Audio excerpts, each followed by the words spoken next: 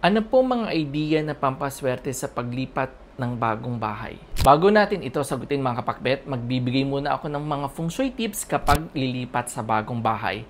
Moving to a new house represents a new hope and new beginnings mga kapakbet. Kaya dapat lang napaghandaan ito kung lilipat man ng bahay.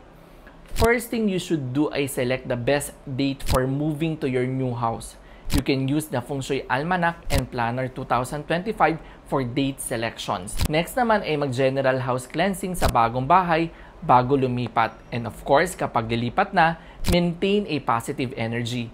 Going back sa tanong niya, ito ay una mong dapat ipasok sa bagong mong bahay ngayong 2025. Una, bigas sa isang bowl.